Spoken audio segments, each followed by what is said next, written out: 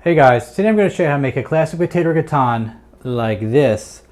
That's tender potatoes, creamy, cheesy, just all around delicious. And then I'm going to show you how to make a couple variations on it that are going to be like this.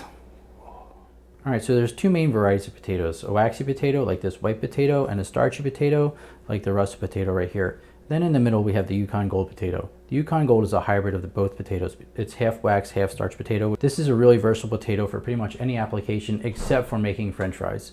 It holds its shape. It has a higher moisture content but lower starch content than say the russet potato. So when you do bake it, it holds its shape really well. So like if you're making a chowder and you want like nice diced potatoes, use a waxy potato like the Yukon or the white potato.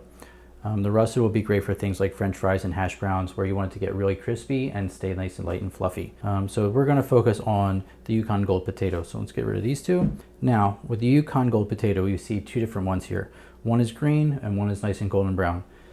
The green is technically poisonous until you cook it, so we're just not going to focus on that. So you can tell the Yukon Gold potatoes, when you cut into them, they're going to have this really nice yellow color, which is what you're looking for. You can also tell that the skin is really thin. That denotes that it's going to be a waxy potato. As to where if you cut into an Idaho potato or a russet potato, it's going to have a thicker skin. It's going to have like the little divots in there. And the skin on this is really pretty smooth. It has a little bit of pockets just because it is a hybrid. But then when you look at like say a white potato that's really just a smooth skin, these are both great. You don't need to peel them. You can eat the skin. Just make sure that you really scrub them really well to get any dirt off of them. All right, so let's get into making our gratins. I'm a big fan of garlic, so let's get these chopped up and set them aside while we peel our potatoes. Pro tip, peel your potatoes onto a piece of parchment paper, so when you're done you just throw it in the compost bin. I like to slice my potatoes about a 1/4 inch thick, so when they cook they'll keep their shape and won't break when we put them into our dishes. This recipe is definitely not on the light or healthy side, but it is on the delicious side. So let's start that with melting the butter, adding the garlic, and a little bit of rosemary and thyme. This is one of my favorite smells, buttery, herby, and garlicky. Hit the like button if you love this smell too.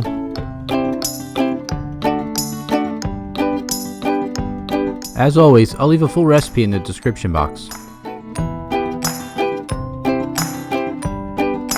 You can see the garlic starting to turn golden brown. This is when we can add our heavy cream to make sure the garlic doesn't burn or get bitter.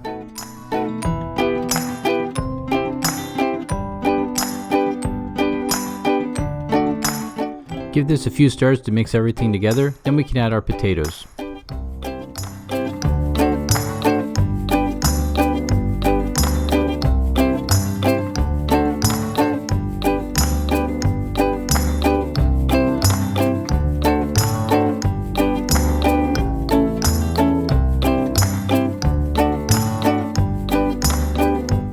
Then we just need to simmer our potatoes in the cream until they're tender enough to get a spoon through. This is also going to be the base for the next variations.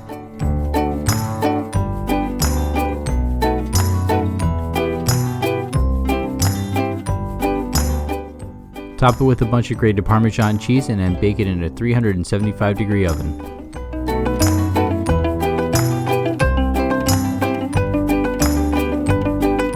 Next I have 3 variations that are super easy to do and just as delicious. I'll leave a full recipe in the description box. Starting with the loaded baked potato gratin, we just need to top our gratin base with grated cheddar and chopped bacon and it's ready to go into the oven. Next up is the Brie and caramelized onion gratin.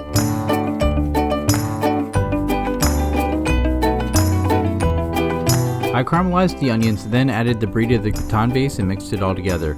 Top it with a slice of Brie and it's ready to go into the oven.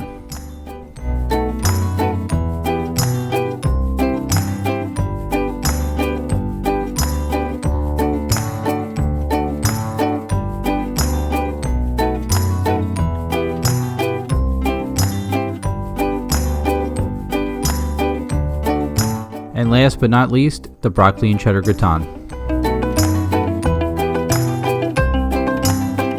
I sauteed the broccoli in butter and added some half and half to let the broccoli soften. Then I added the gratin base and grated cheddar cheese and it's ready to go into the oven.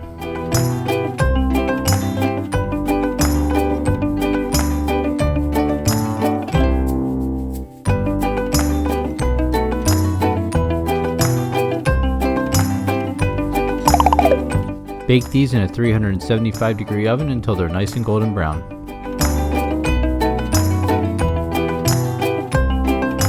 Now look at these beauties. Nice and golden on top, super creamy and bubbly and packed with flavor. I hope you guys enjoyed the video. Leave me a comment and let me know what your favorite one is. And don't forget to like and subscribe. See you next time.